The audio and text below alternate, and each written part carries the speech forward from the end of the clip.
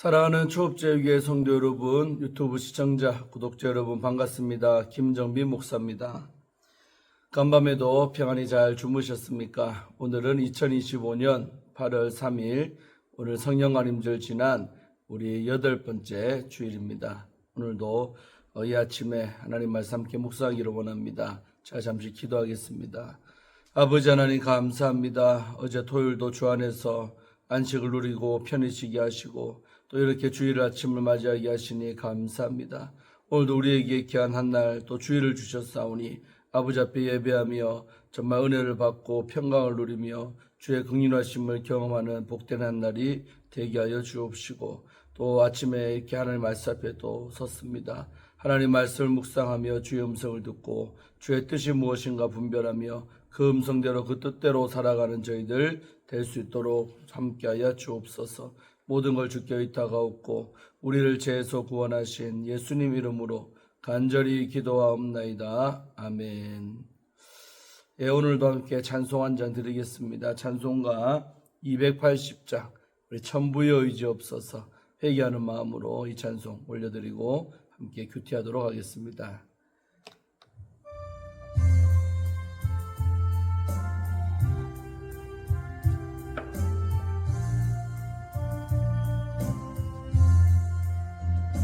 천부여 의지 없어서 손 들고 옵니다. 주 나를 외면하시면 나 어디 가리까. 내 죄를 씻기 위하여 피 주시니 고래게 하는 마음으로 주 앞에 옵니다. 처음부터 계신 주께서 영축을 영혼을 보혈로 주시니 그 사랑 한없네. 내 죄를 씻기 위하여 피 흘려 주시니 고래게 하는 마음으로 주 앞에 옵니다. 나 예수 의지함으로 큰 권능 받아서 주님께 구한 모든 것 늘 얻겠습니다. 내 죄를 씻기 위하여 피 흘려 주시니 고래게 하는 마음으로 주 앞에 옵니다. 아멘. 오늘 거룩하고 복된 주일도 정말 회개하는 마음으로 주 앞에 나오시기를 주의 이름으로 축원드리겠습니다. 자, 오늘 함께 말씀 묵상하실 본문은 우리 에스겔서 12장 1절부터 16절까지의 말씀입니다. 제가 개역 개정판으로 읽고 또 우리말 성경으로 다시 한번 읽겠습니다. 또 여호와의 말씀이 내게 임하여 이르시되 인자야 네가 반역하는 족속 중에 거주하는도다. 그들은 볼 눈이 있어도 보지 못 아니하고 들을 귀가 있어도 듣지 아니하나니 그들은 반역하는 족속임이라. 인자야 너는 포로의 행장을 꾸리고 낮에 그들의 목전에서 끌려가라. 네가 네 처소를 다른 곳으로 옮기는 것을 그들이 보면 비록 반역하는 족속이라도 혹 생각이 있으리라. 너는 낮에 그들의 목전에서 내 포로의 행장을 밖에 내놓기를 끌려가는 포로의 행장같이 하고 저물 때에 너는 그들의 목전에서 밖으로 나가기를 포로되어 가는 자같이 하라. 너는 그들의 목전에서 성벽을 뚫고 그리로 따라옮기되 캄캄할 때에 그들의 목전에서 어깨에 메고 나가며 얼굴을 가리고 땅을 보지 말지어다. 이는 내가 너를 세워 이스라엘 족속에게 징조가 되게 함이라 하시기로. 내가 그 명령대로 행하여 낮에 나의 행장을 끌려가는 포로 행장같이 내놓고 저물 때에 내 손으로 성벽을 뚫고 캄캄할 때 행장을 내다가 그들의 목전에서 어깨에 메고 나가니라. 이튿날 아침에 여호와의 말씀이 또 내게 임하여 이르시되 인자야 이스라엘 족속 곧 그 반역하는 족속이 내게 묻기를 무엇을 하느냐 하지 아니하더냐. 너는 그들에게 말하기를 주 여호와의 말씀에 이것은 예루살렘 왕과 그 가운데 있는 이스라엘 온 족속에 대한 묵시라 하셨다 하고 또 말하기를 나는 너희 징조라. 내가 행한 대로 그들도 포로로 사로잡혀 가리라. 무리가 성벽을 뚫고 행장을 그리로 가지고 나가고 그 중에 왕은 어두울 때에 어깨에 행장을 메고 나가며 눈으로 땅을 보지 아니하려고 자기 얼굴을 가리리라 하라.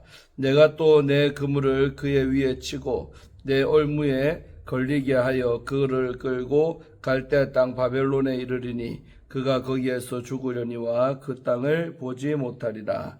내가 그 호위하는 자와 부대들을 다 사방으로 흩고 또 그 뒤를 따라 칼을 빼리라.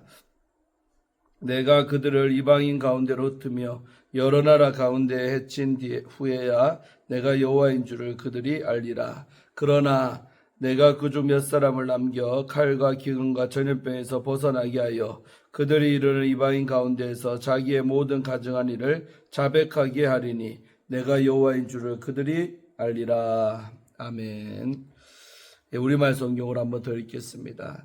여호와의 말씀이 내게 임해 말씀하셨다. 사람아, 너는 반역하는 족속 가운데 살고 있다. 그들은 볼 눈이 있어도 보지 않고 들을 귀가 있어도 듣지 않는다. 그들은 반역하는 족속이기 때문이다. 그러므로 사람아, 너는 포로 생활에 대비해 짐을 싸서 대낮에 그들이 본 앞에서 포로로 끌려가듯 떠나거라.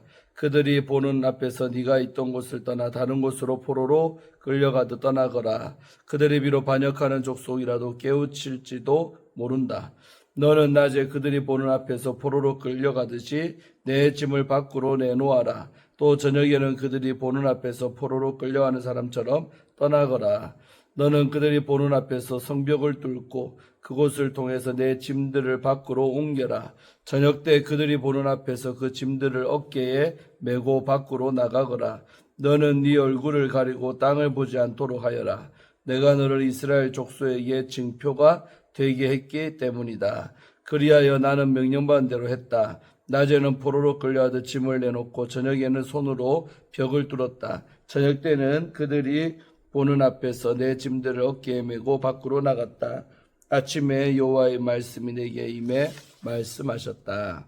사람아, 반역하는 족속인 저 이스라엘 족속이 내게 네가 지금 무엇을 하고 있느냐 하고 묻지 않느냐. 너는 그들에게 말하여라. 주 여호와가 이렇게 말한다. 이 징조는 예루살렘의 지도자와 그곳에 있는 온 이스라엘 집에 관한 것이다. 그들에게 말하여라. 나는 너희의 징표다.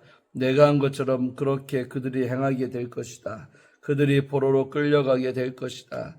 그들 가운데 있는 지도자가 저녁 때 짐을 어깨에 메고 성벽을 뚫고 그 구멍을 통과해 밖으로 나갈 것이다. 그는 자기의 얼굴을 가려서 땅을 볼 수 없을 것이다. 내가 그 위에 내 그물을 펼칠 것이고 그는 내 덫에 붙잡힐 것이다. 내가 그를 갈대아 사람들의 땅 바벨론으로 데려갈 것이다. 그러나 그는 그곳을 보지 못할 것이고 그곳에서 죽을 것이다. 그의 주위에서 그를 도우려는 모든 사람들과 그의 모든 군대들을 내가 사방으로 흩어버릴 것이다. 그리고 내가 칼을 뽑아들고 그들을 뒤쫓을 것이다. 내가 그들을 민족들 가운데로 흩어지게 하고 그들을 여러 나라에 퍼지게 할 때 그들은 내가 여호와임을 알게 될 것이다. 그러나 내가 그들 가운데 몇 사람을 칼과 굶주림과 전염병에서 살아남게 할 것이다. 그래서 그들이 어디를 가든지 민족들 가운데서 그들의 모든 혐오스러운 일들을 이야기할 것이다. 그때 내가 여호와임을 그들이 알게 될 것이다. 아멘. 네, 오늘 본문 말씀 함께 또 우리 주의해 보도록 하겠습니다. 자, 1절 말씀은 우리 신적, 신탁 도입에 관한 내용이 나오죠. 하나님은 에스겔이 환상을 통해 본 내용과 예루살렘이 파괴되리라는 판결을 확증하는 상징적 행위를 하도록 명하십니다. 그래서 본문은 다음 구조로 구성이 되어 있습니다. 첫째는 A 부분은 신적 신탁 도입 1절이죠. 그리고 B 포로로 잡혀하는 상징적 행위가 2절에서 6절까지고요. 그 다음에 7절은 세 번째 상징적 행위를 수행하는 에스겔이 나오고 마지막 네 번째 상징적 행위에 대한 해석이 8절로 16절이 되겠습니다. 자, 그러면 우리 2절 말씀은 뭐냐면 반역하는 족속에 대해서 말하고 있죠. 하나님은 에스겔을 인자야라고 부르시며 그가 상대할 대상에 대해 알려주십니다. 하나님은 그들을 반역하는 족속으로 규정을 짓고 있습니다. 그들은 바벨론에 있는 유다 포로들입니다. 반역하는은 고집스럽고 완고한 태도를 뜻합니다. 이게 히브리어로 함메리라고 하는데 발음을 고집스럽고 완고한 태도를 뜻할 때 반역하는이라는 걸 쓰는 거죠. 또 눈이 있어도 보지 않고 귀가 있어도 듣지 않는 모습으로 구체화가 됩니다. 이는 단순히 인식이 부족해서가 아니라 의도적으로 외면하고 거부하는 태도를 뜻합니다. 고의가 있는 거죠. 의도적으로 외면하는 거죠. 따라서 하나님은 이러한 태도에 적합한 방식을 택하십니다. 즉 상징적 행위로 궁금증을 유발하고 그 의미를 묻게 하신다는 것입니다. 자, 세 번째 3절은 포로로 끌려감을 상징하는 행위에 대해서 나오죠. 하나님은 에스겔에게 포로의 행장을 꾸리고 낮에 그들 보는 앞에서 끌려가는 모습을 보이라고 명하십니다. 반역하는 족속이라도 이 행동을 보고 혹시 관심을 기울일 수 있다는 하나님의 판단에 따른 것입니다. 이 첫째 명령은 상징적 행위의 전반적 내용을 포괄합니다. 즉 포로로 끌려가는 모습을 시각적으로 전달하는 것이죠. 이어지는 지시는 이러한 상징적 행위를 더 구체적이고 세부적으로 이렇게 설명을 합니다. 자, 그 다음에 4절에서 5절, 6절, 석절은 낮과 밤에 행할 세부 명령에 대해서 나오고 있죠. 세부 명령은 낮에 수행할 상징적 행위, 우리 4절 상반절이었죠. 그것과 저녁에 수행할 행위, 4절 하반절에서 6절까지로 구분이 됩니다. 에스겔은 이 모든 상징적 행위를 반드시 사람들이 보는 앞에서 수행을 해야 합니다. 낮에는 포로의 행장을 꾸려 짓밟게 되어놓고 그 짐을 메고 이리저리 자리를 이렇게 옮겨다니는 행동을 해야 합니다. 그리고 저녁에는 포로로 끌려가는 사람처럼 나와 벽을 뚫은 후 행장을 어깨에 메고 그리로 나가는 행동을 해야 합니다. 이때 얼굴을 가리고 땅을 보지 않아야 합니다. 이 모든 명령은 에스겔의 행위를 이스라엘 족속에게 하나의 흉조로 삼으시는 데 있습니다. 바로 자신을 통해 이런 보여준다는 걸 사인이 된다는 거죠. 자, 그 다음에 7절 하나님의 명령을 그대로 수행하는 에스겔이 나오죠. 에스겔은 하나님의 명령대로 상징적 행위를 그대로 똑같이 시킨 대로 수행을 합니다. 이는 그의 행동이 자의적인 것이 아님을 보여주고 있죠. 이러한 에스겔의 모습은 관심을 기울이지 않은 채 고집으로 일관하는 반역하는 족속의 태도와 뚜렷한 대조를 이루고 있습니다. 자, 그 다음에 8절과 9절은 다음날 아침에 임한 여호와의 말씀에 대해서 나오고 있죠. 에스겔이 하나님의 명령을 그대로 수행한 다음날 아침 하나님의 말씀이 다시 그에게 임합니다. 하나님은 언약 백성 이스라엘 족속이죠. 언약 백성이면서도 고집스럽게 듣지 않는 이들, 반역한 족속이죠. 이들이 에스겔에게 무엇을 하느냐고 묻지 않느냐고 질문을 던지십니다. 그들이 궁금증을 가지고 물었으리라는 하나님의 예상에 따른 것입니다. 이어서 하나님은 그들에게 답변할 내용을 알려주시며 그들에게 에스겔에게 전하라고 명령을 내리십니다. 자, 그 다음에 10절과 11절은 뭐냐면 상징적 행위의 대상과 성격에 대해서 말하고 있죠.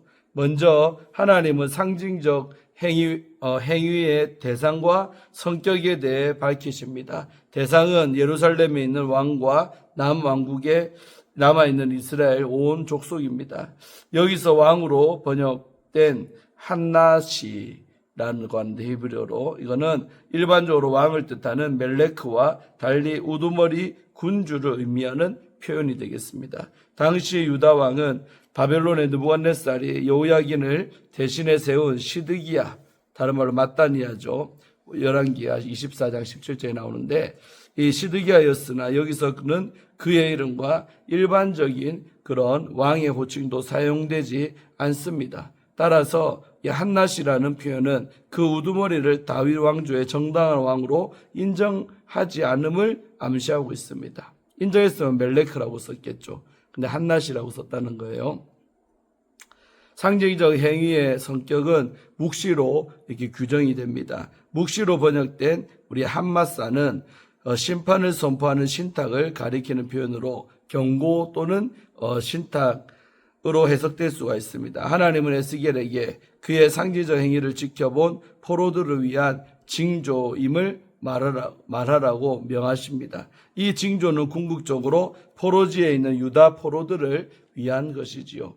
비록 상징적 행위는 예루살렘에 관한 것이었지만 이를 통해 포로들은 자신들에게 선포되는 하나님의 메시지를 들어야 하는 것입니다. 자, 그 다음에 12절, 13절, 14절은 왕이 받을 심판에 관해서 말하고 있죠. 포로로 끌려가는 사람들과 같은 처지에 놓인 왕도 어두울 때 행장을 메고 나갑니다. 그가 성벽에 이르자 거민들은 벽을 뚫어 그를 그곳으로 내보내려고 합니다. 그러나 그 같은 도피시대도 불구하고 그는 하나님께 걸려듭니다. 하나님은 이렇게 사로잡은 왕을 바벨론으로 끌고 가십니다.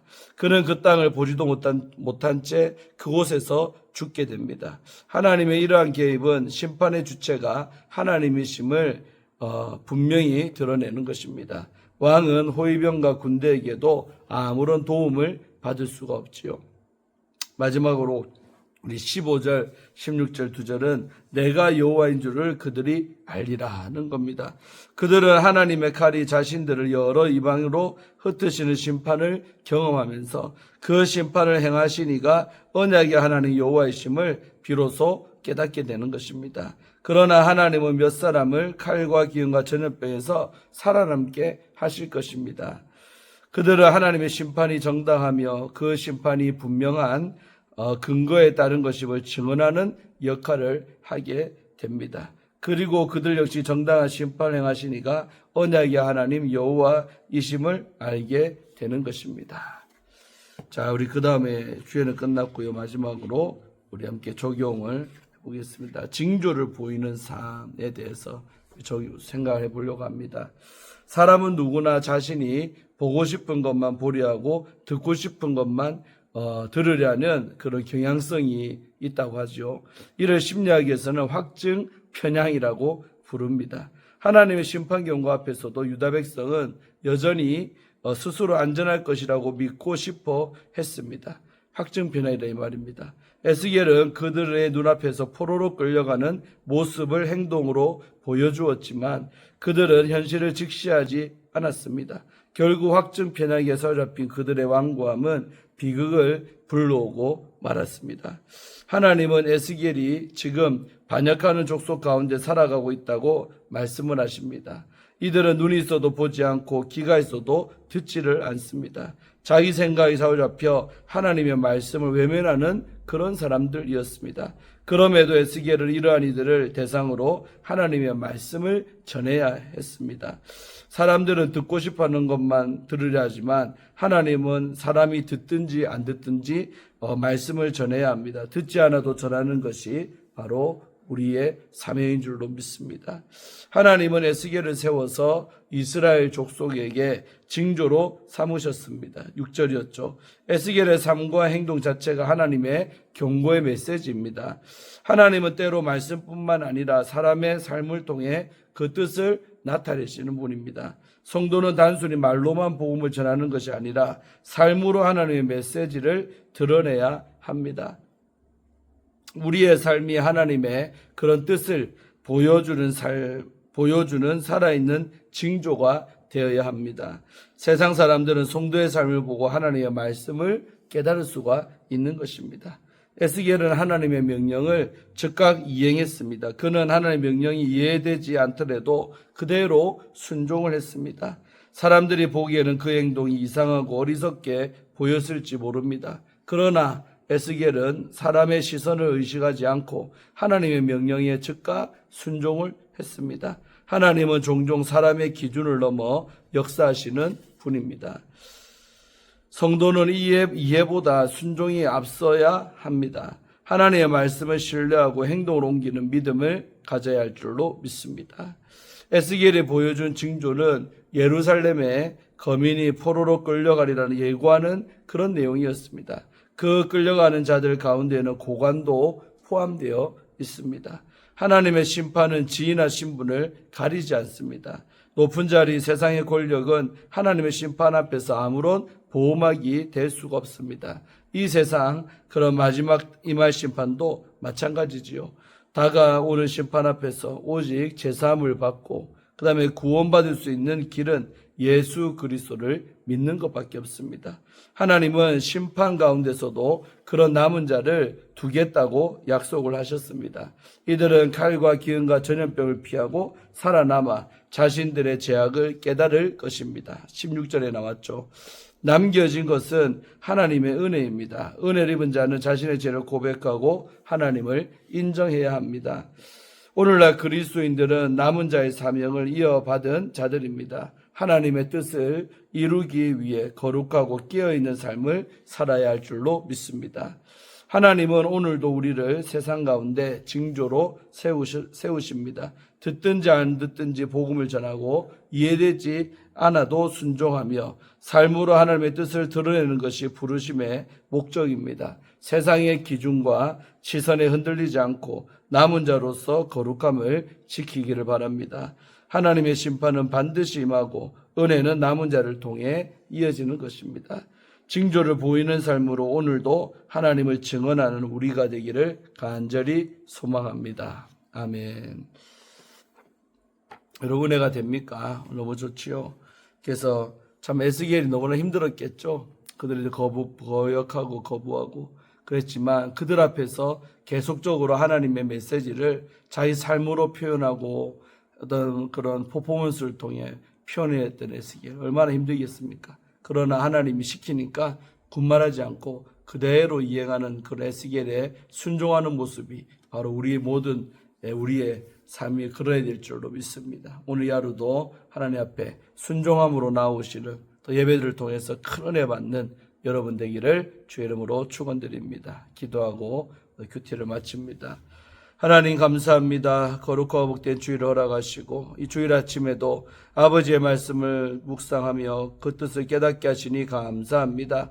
오늘 이 하루도 지켜주시고 아버지 앞에 나와 주일이 오니 예배하면서 은혜 받게 하시고 선포되는 말씀 속에 주의 음성을 듣는 저희들 다 되게 하여 주옵소서. 특별히 주 안에서 안식을 누리며 주 안에서 기뻐하고 감사하는 그런 주일이 되기를 간절히 소원합니다. 너무나도 무더운 날씨입니다. 무더운 날씨임에도 불구하고 무더위를 뚫고 교회까지 잘 오실 수 있도록 도와주시옵소서. 모든 것을 주께 의탁하오며 우리를 죄에서 구원하신 예수님 이름으로 간절히 기도하옵나이다. 아멘. 할렐루야. 오늘도 복된 날 되시고 좀 이따가 몇 시간 후에 뵙도록 하겠습니다. 샬롬.